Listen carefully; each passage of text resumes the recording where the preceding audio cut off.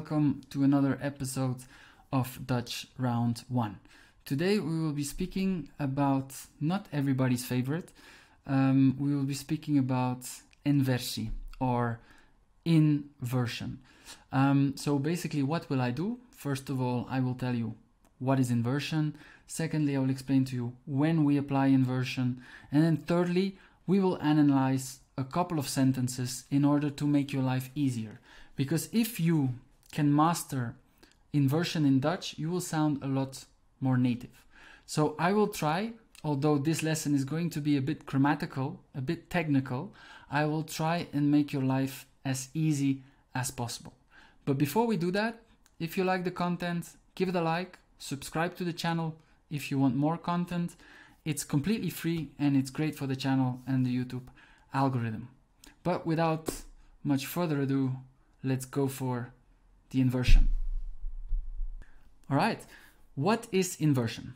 Okay, simple definition is inversion is when we put the finite verb in front of the subject in a sentence. For instance, vandaag ga ik naar de winkel. Now the only thing what I want you to remember is ga is your verb and ik is your subject. So in this case, your verb, your finite verb, is in front of your subject. So that is inversion. Finite verb in front of the subject. That's it. Nothing more for the time being. Now we go to the next step and I will tell you when do we apply inversion in Dutch. So when do we apply inversion? Well, the general rule is if you start the sentence with a different part of that sentence than the subject, you will use inversion. A subject most of the time can be a noun or it's a personal pronoun, like for instance, I, you, ik, jij, or if you want to say the cat, then you say the cat, the dog, the hond, all right? So that would be your subject.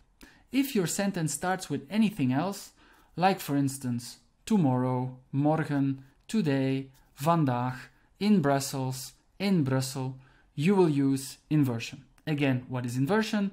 Your finite verb in front of your subject. And now what I want to do is I want to analyze a completely normal sentence in Dutch without inversion. And then afterwards, we'll be speaking about a few examples where we have applied inversion. But let's start with the basics and let's do it now. Okay, so on the screen, you see a completely normal sentence in Dutch. The sentence is, ik ga naar de markt, which would be, I go to the market. I'll grammatically analyze this for you. So, ik, that is your subject, which is in a normal sentence in the first place. Okay? Then you have ga. Ga means go, and that would be your verb. And it's your finite verb. Why? Your finite verb adapts itself, conjugates itself based on the subject. So it's I go is ik ga. All right, so it's a normal sentence, so subject, verb. And then we have naar de markt. Well, naar de markt, we call that an adverbial clause. An adverbial clause, I know it's an expensive grammatical word and I don't really like them because I believe that you can explain grammar in a straightforward way. But basically, that is what we put after the subject-verb construction. Okay? From time to time, I will have to repeat adverbial clause because it will help us in our inversion explanation. However, the most important things what I want you to retain and remember from this lesson is subject and verb, the position. Okay, so now what we're going to do is we are going to analyze a few sentences where we have applied inversion. Let's go for it. Okay, so there you have the first sentence with inversion. Morgen ga ik naar school. What does that mean? Tomorrow I go to school. So first of all, I want to grammatically analyze this sentence. Morgen will be an adverb. Okay, so that is not your subject. So you start your sentence with an adverb, so automatically you have to think inversion. Your verb in front of your subject. So now we're going to try and find that verb, and that verb is ga, which means go. and then we find our subject just after it, and that is ik, which is I.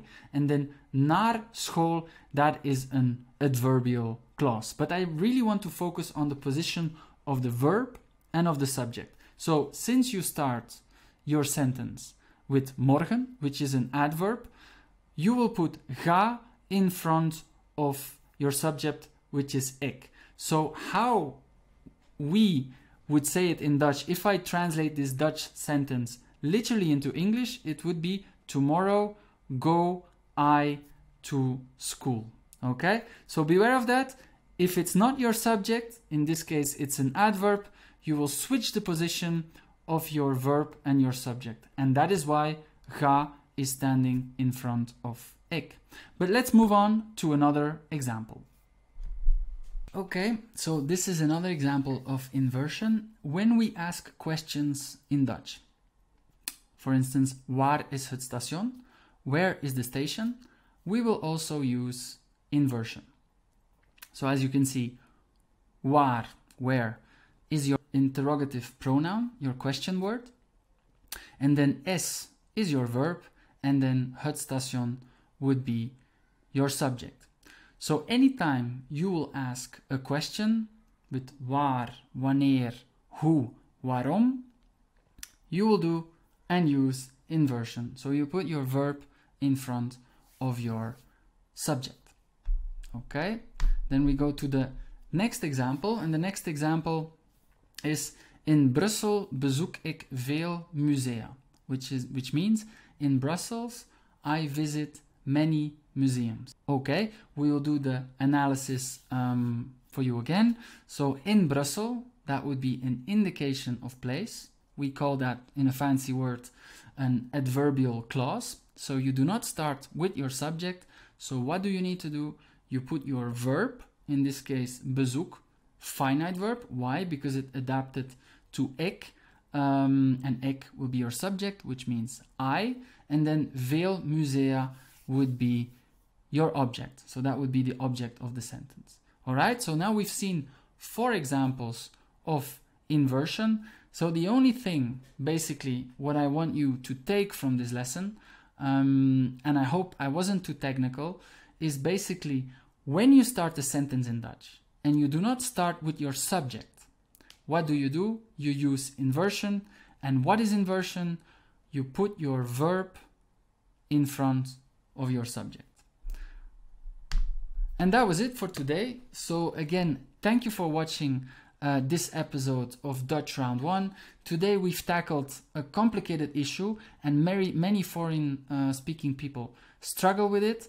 I hoped that I made your life a little bit easier. I hoped that I made you a little bit more confident in your Dutch, and especially when you're going to try and speak the language. And as for me, please do not forget to give it a like, to subscribe to the channel. I wish you an excellent day. Thanks again for coming by. And as always, keep it 100 and catch you on the flip side.